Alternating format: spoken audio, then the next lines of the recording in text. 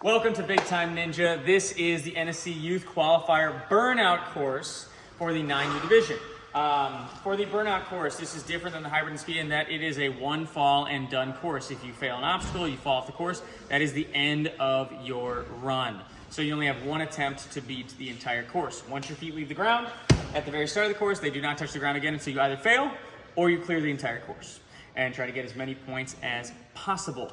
On obstacle number 1, you're going to start here and we'll have a higher block for you guys to get up to this first ring. But I'll count you down similar to the other courses, 3, 2, 1 on you.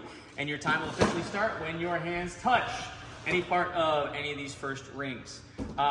This entire course is hands only, which means wrist to fingertips. So you're not allowed to do elbow lock, shoulder lock, like throw your arms over anything. Anything from your wrist to your fingertips is okay to hold on to. Obstacle number 1. And we'll also have chalk at the starting line, chalk whatever you want in the beginning, and then we'll have designated chalk points where a person will be holding up a chalk bucket for you to chalk up if you would like, but you don't need to. So, obstacle number 1, hands only on any of these rings to get to this truss. Touching the truss is a clear of the first obstacle. That's your first point. Then you're going to progress through the cannonballs all the way up until you touch the cones. Touching any of these cones will be your second point. On these cones, you are allowed to top out, just no grabbing like way above, like all on the gear or on the straps at the top. If on this course you do make an incorrect move, your judge may give you the opportunity to go back and redo the move if we see it. So like for instance, if you came here and like this, you might hear me saying, hey, you gotta go back. Now, that does not mean drop. That means you have to go back and redo the move the correct way before you can progress. If you fail to go back, if you keep moving forward, that will be a disqualification at the point of the incorrect move. So, touch the cones, next point. Use any in all of these cones that you like to get up to the next obstacle. You can go to this hold or this ring first, whatever you feel like doing. And touching either of these is your next point. Then, you can traverse here using one hand on the ring and one hand on the cliffs, and going through like this, touching this second cliff will be your next point. And then from here, you go through as much as you'd like, getting to the truss. Force move, you have to get to this truss. Touching this truss will be your next point. From this truss, you're then allowed to use any of these truss pieces to get over. This is your next chalk point over here before the cane, so you can chalk up here. And like I said, you can hang on, wrist to fingertips, and get extra chalk if you need while you're shaking out. You don't have to, but you can if you'd like. Next, we're going into the canes. Hands only on the canes.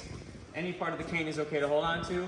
You're taking these canes with you through as many degrees as you like, and then into any part of this truss that you'd like to then get to these cannonballs. Hands only on the cannonballs. Touching either of the cannonballs will be a clear on the canes. Then you're going through these cannonballs to then get up to this bar. Touching this bar is a clear on the cannonballs. From this bar, this is another chalk point. You're going to be here. You can chalk up if you'd like. There'll be a person holding the chalk bucket for you. And then now we go on to the X cliffs. You can use your hands only on the red cliffhanger portions of the X cliffs. Going through all of these.